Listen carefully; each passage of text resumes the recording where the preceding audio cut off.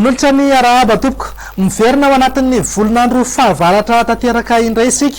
Arak'izany ara dia miandrandra orana hatrany ny faritra anatiny eto Madagasikara. Na izany naty izany aza dia azo lazaina ho manila na mitsitokitoky ihany izay orana izay. Etsika ilan'izay dia mafana be mihitsy, manevikevoka saika manerana ny nosy ato anatin'ny 3 andro manaraka. Andao jerentsika amin'ny antsipriany ary vinan'ny toetry ny andro amin'ny rampitso maraina. Andrahona fa isava dalana ihany ny ilany andrefany Madagasikara arahana oram-baratra mihitsy aza ny voamaraina ny any amin'ny fatriboeny melaky miandro vazo akavandra ary any akandreo.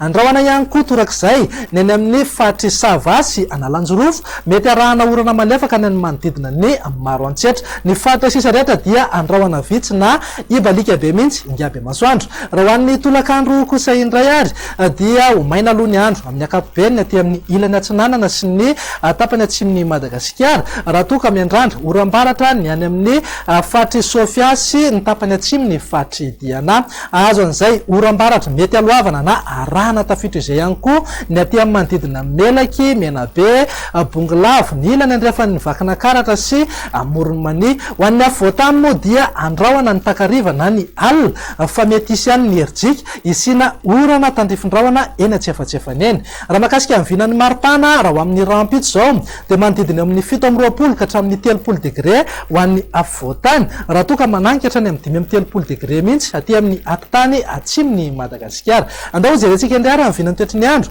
ho amin'ny alatsinainy ho avy izao ho maina tany no ny andro aty amin'ny morotsiraka avaratra andrefana ny morotsiraka atsinanana ary atsiminy Madagasikara. Raha toa ka andrahona mety arahana tandrifindrahona mitsitokitoky ihany ho an'ny faritra anatiny rehetra. Raha makasika ny vinan'ny maripana kosa indray dia tsy misy fiovana firy aloha fa dia mananika hatrany amin'ny 30 degré hatrany ho an'ny avoatany maripana ambony rindra. Raha toa ka eo amin'ny 2 amin'ny 30 na 3 amin'ny 30 degré any amin'ny ilany atsinanan'ny Madagasikara iny. Izany hoe afana tanteraka mihitsy aloha zany ny andro amin'ny akapobeny. Ny any amin'ny tany atsimo nosy moa dia mananika hatrany amin'ny 5 amin'ny 30 degré hatrany. Ndao faranantsika amin'ny vinan'ny toetry ny andro amin'ny talata ary izay dia ho maina hatrany aloha ny andro aty amin'ny ilany atsinanana amin'ny morotsiraka atsimo sy ny morotsiraka andrefan'ny Madagasikara. Ny faritra anatiny kosa dia andrahona mety arahana tandrifindrahona mitsitokitoky ihany zay indraindray. Ny any amin'ny fatry diana